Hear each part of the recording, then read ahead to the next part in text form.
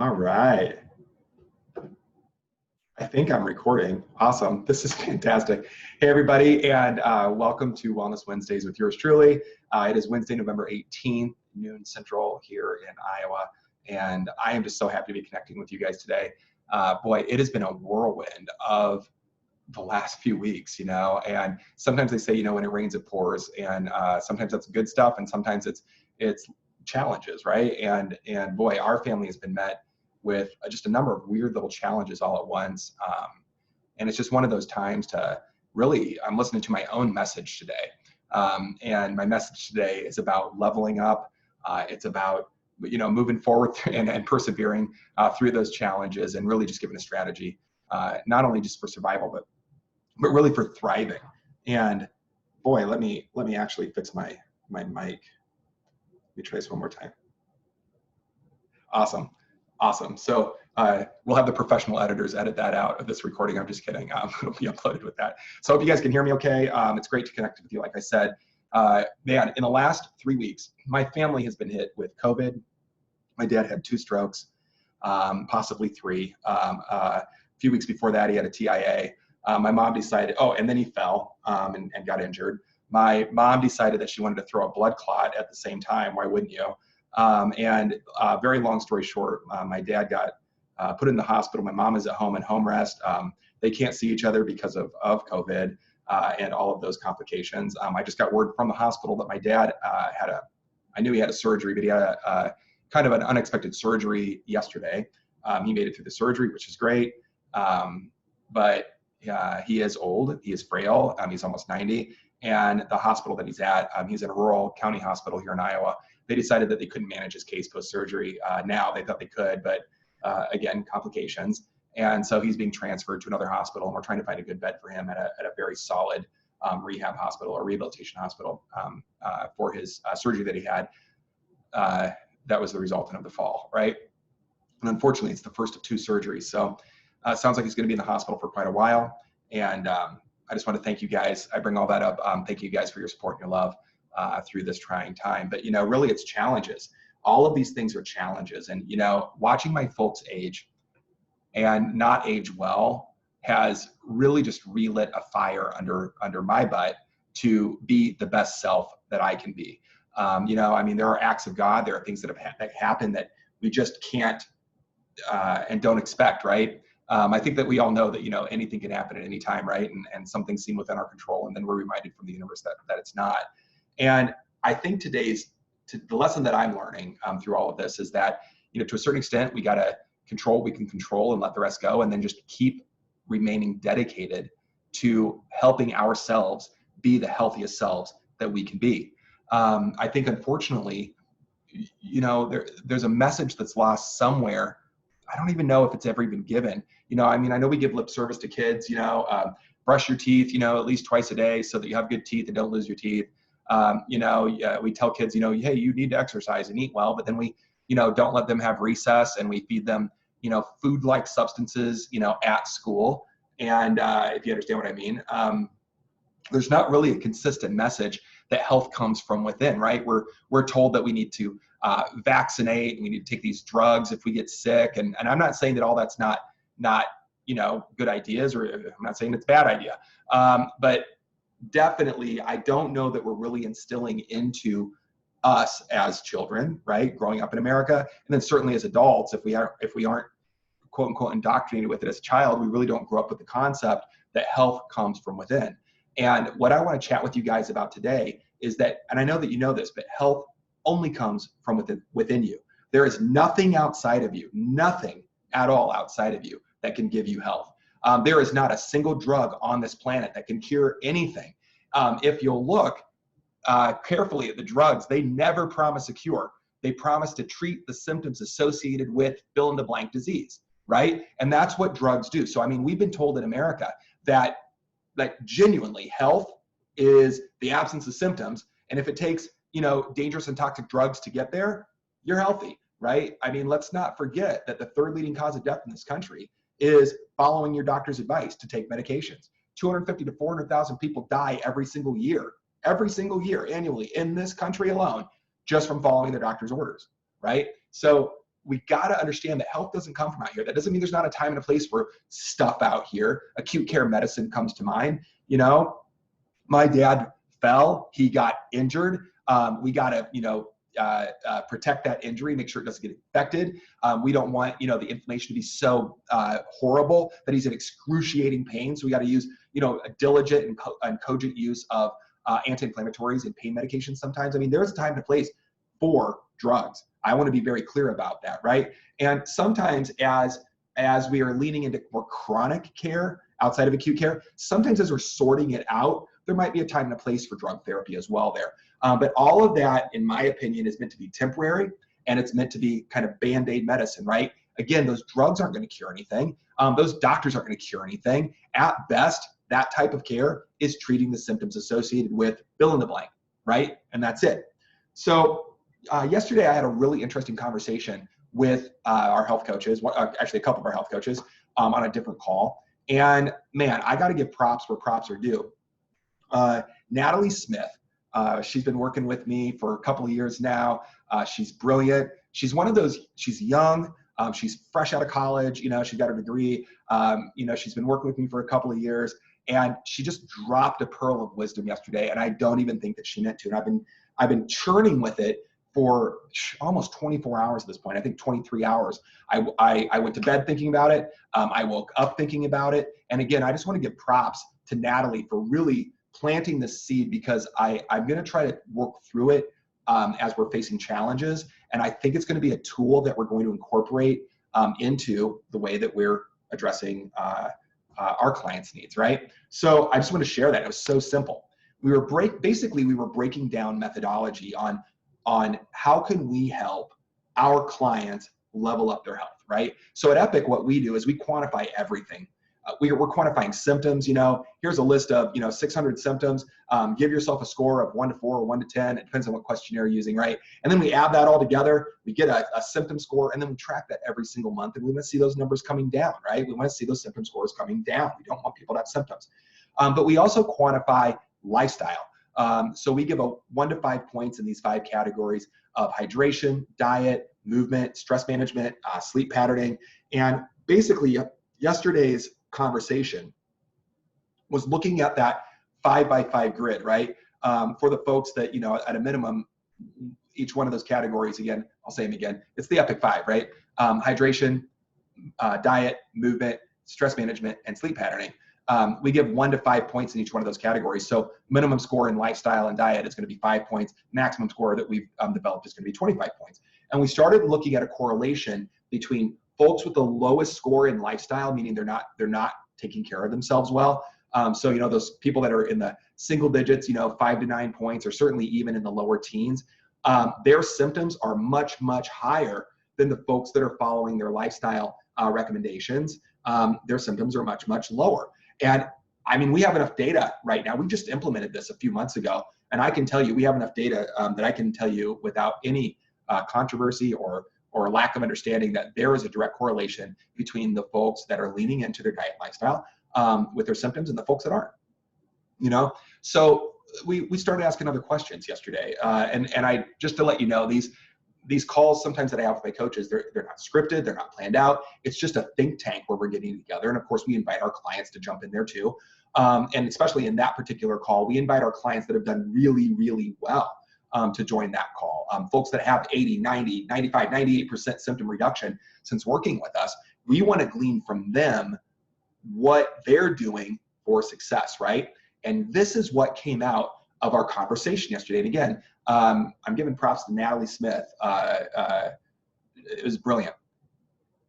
And it didn't come out all at once, but this is what we came up with. There's really 3 stages of leveling up, right? Of whether it be, yesterday we were talking about diet and lifestyle, moving from 1 point to 2 point to 3 point to 4 point to 5 point, right? 1, I'm not really doing anything in that category.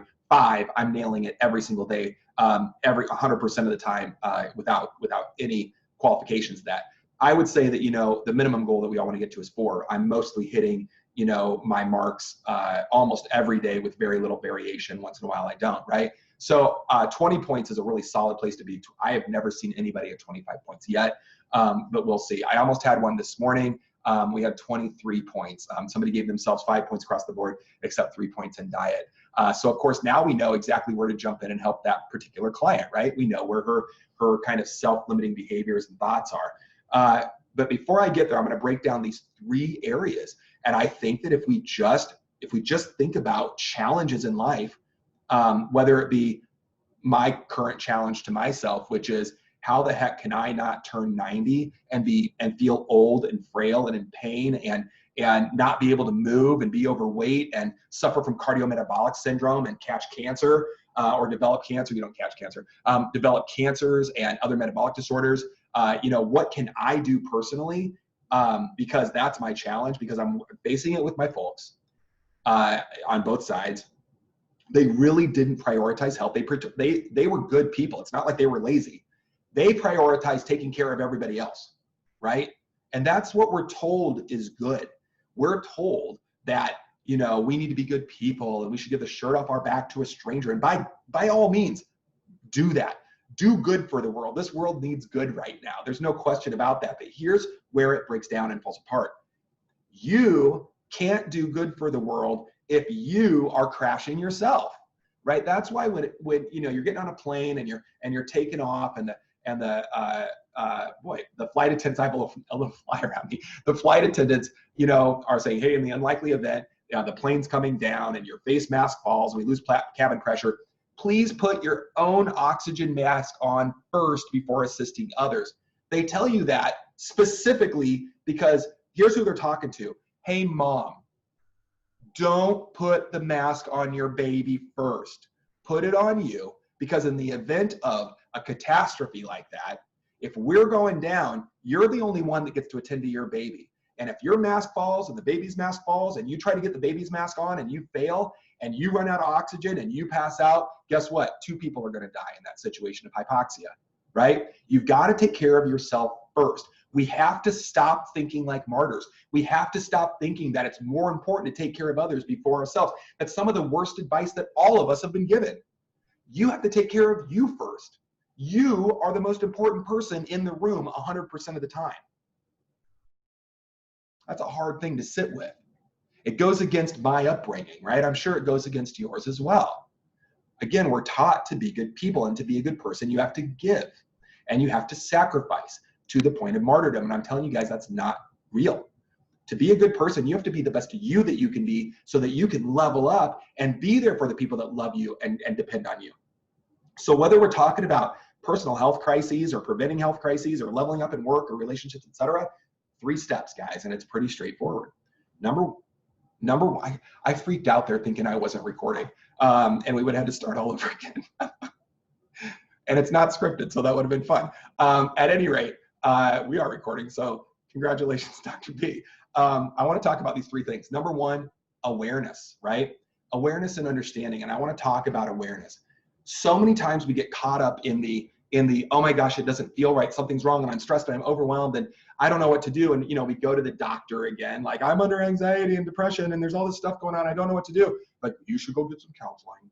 And here's the drug of the day, whether it be Zoloft, Wellbutrin, Paxil, Prozac, Celexa, Effexor, it doesn't matter, what the drug is, but I mean, here's a drug to help with that. Again, health comes from without, right?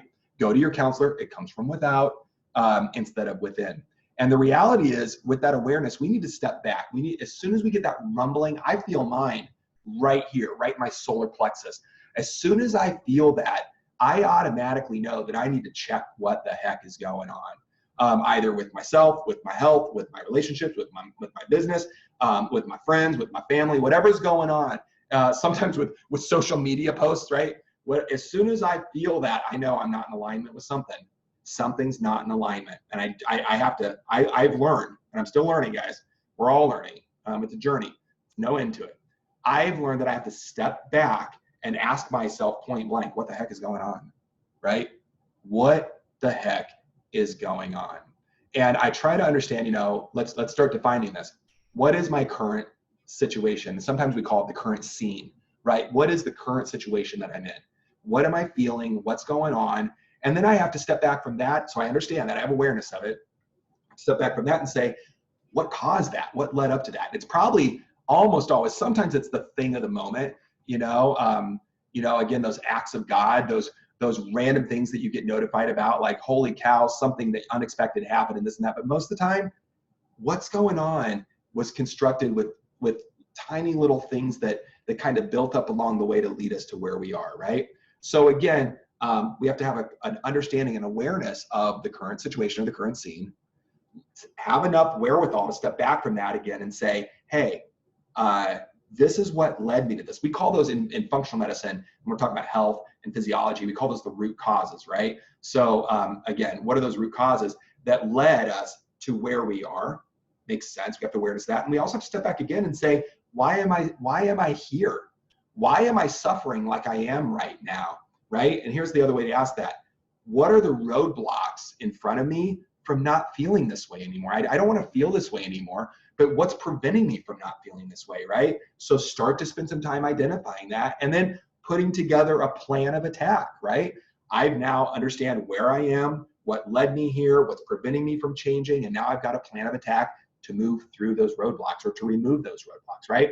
We call that awareness, understanding awareness. And I thought that was brilliant the way Nat really spelled that out. But we decided that wasn't good enough. Awareness is awesome, but we also decided that, hey, you know what? We also need to be mindful of it, right? It's one thing to step back and say, hey, look at how smart I am. I figured all this stuff out and I know what's going on, right? Really simple thing. I'll debase this down to something ridiculous, right? Hey, you know what? My mouth is dry and I feel thirsty, right? That's my current scene. What led me there? I'm not drinking enough water. What's my roadblock? I need to drink more water. What's my action plan? Drink more water, right? Right? It's real simple. But here's the weird thing. Sometimes with the simplicity of a plan, even like that, we still don't implement as well as we might want to. And that's because we're not mindful of our awareness, right? So we got to bring that awareness into our conscious mindfulness. And the only way that I have found to do this is to, I don't have any of my devices near me. I was going to try to be smart here, but I put things on my phone for reminders. I use my watch. I have a smartwatch. So I use that to, send me reminders just to drink more water, if that's what it is. Or, hey, for me, hey, it's 2:00. It's time to take a little afternoon break. This is what my watch tells me. You're going to go outside. You're going to go on a walk for 30 minutes and you're going to bring the dogs with you. So that's what I do. At 2:00, I go out and go on a walk every single day for at least 30 minutes. That's my midday break. That I use my technology to remind me to bring that awareness into that understanding that I have into my conscious mindfulness, into my schedule, right? I also make sure that my family, those closest to me, know what's going on, this awareness and this understanding. And I have them help me keep my awareness mindful and ever present, right? Until it becomes a habit, right? And then once it's a habit, we own it. But we also decided that that's not enough. So we've got awareness, we've got understanding and awareness, conscious mindfulness. But the third step is just as important. And here it is, take action, right? Action. It's not enough to know what's going on and know what to do and be aware of it and have my watch go off and go take your walk or drink your water or whatever it is, right? Have a date night with your wife on Thursday night or whatever it happens to be, right? Whatever that conscious mindfulness is that you're trying to fix and level up. Unless you do it, it doesn't matter. You can have all the knowledge in the world. I said this the other day, and then I got quoted on Facebook for it, which is kind of cool. I said, you can have all the knowledge in the world. You can research it, for decades. You can understand it. You can write on it. You can be the world expert on any topic, right? And unless you're taking action on it, it's really not meaningful.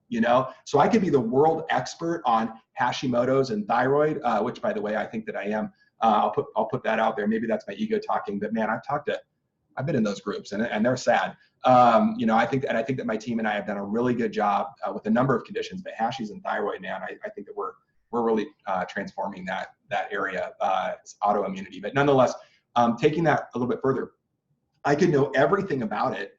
I have hashies or I have the genetics for it, right? I could know everything about it, know what to do, get the plan, remove the triggers, put in the regulatory agents that we need, change my diet and lifestyle and all that stuff. And I mean, I know all this stuff. I can be mindful of it, but if I'm not doing it, doesn't matter. I'm still going to have hashies. I'm still going to have thyroid problems. I'm still going to have all the stuff that goes with it, weight loss resistance, brain fog, pain, migraines, constipation, depression, hair falling out. I mean, the list goes on and on and on there, right? So unless I'm actually taking action, unless I'm actually drinking that water, I'm always going to have dehydration.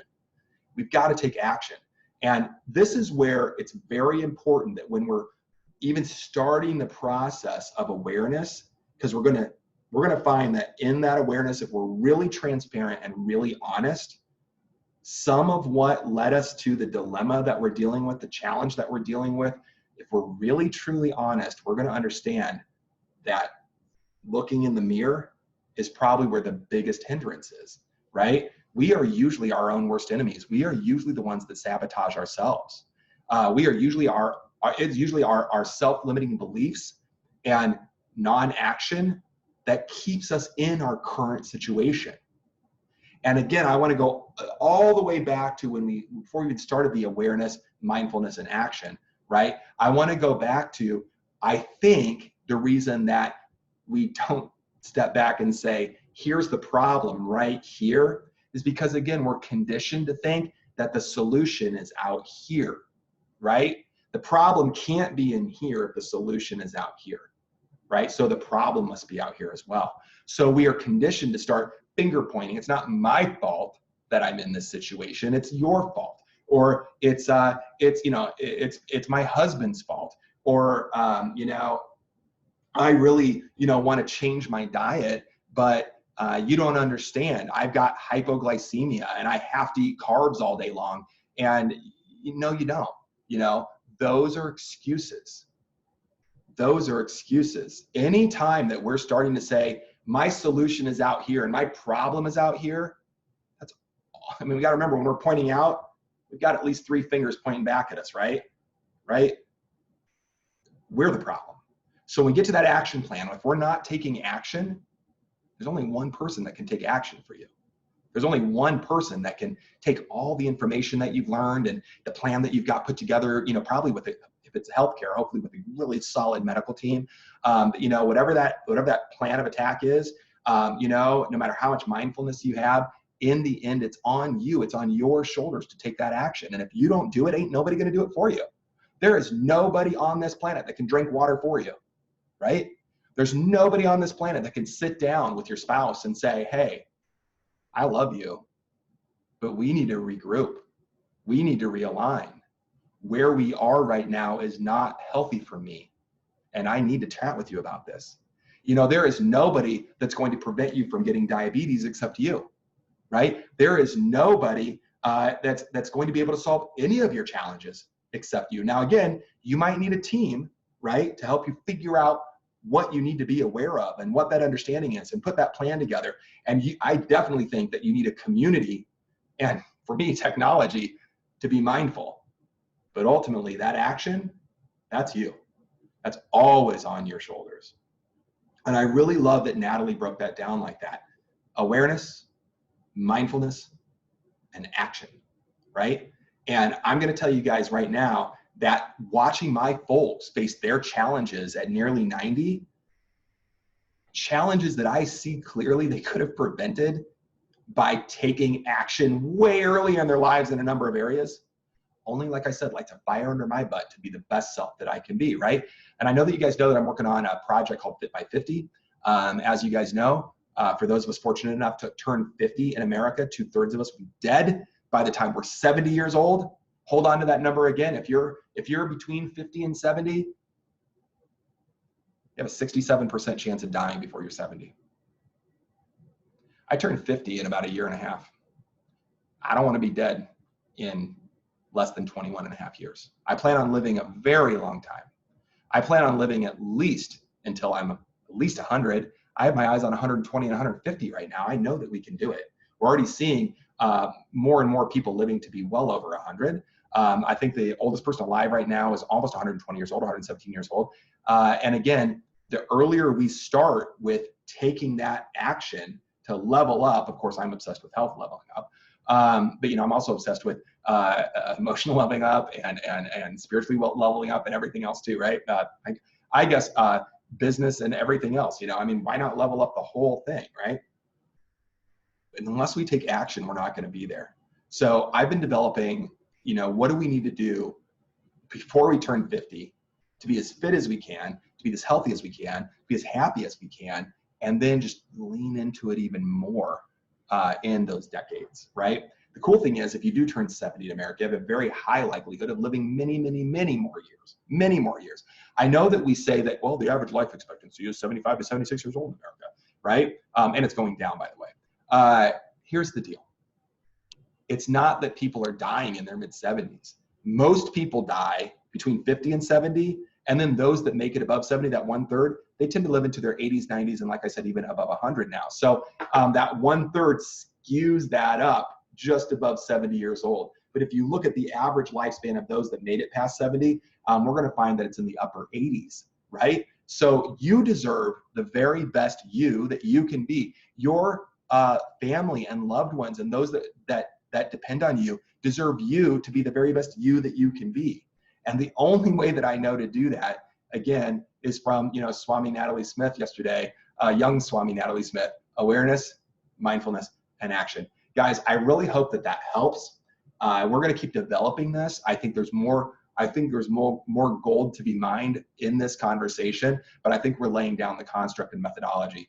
Awareness, mindfulness, and action. And I don't know which one's the most important. I was going to say the most important is action, but I don't want you guys to take action unless we know what the heck is going on and know what to do, right? So let's get clarity on what's going on, get a plan together, do everything we can to be mindful, and get our friends and family and technology to support us and rally around us and drive us forward, and then ultimately take action, right? So, and if you need to, and I have to do this a lot, so I'm not pointing my fingers at you. I do this. If you need to, remember to look in the mirror. Again, we are our own worst enemies. We are our self-limiting beliefs, our self-limiting actions or non-actions are really what is perpetuating the limitations in our lives. And guys, I'm telling you right now, I believe that we were put on this planet to be happy, to love each other, to serve each other, and to live a life that is so bountiful, and so big and so impactful, that we're just surrounded by more love and light as we are able to exude our love and light. And ultimately, in my experience, the only way that we can really be that brightest light on this planet, that beacon, that lighthouse for others, is to have awareness, mindfulness, and take action. I love all you guys, and I look forward to chatting next week.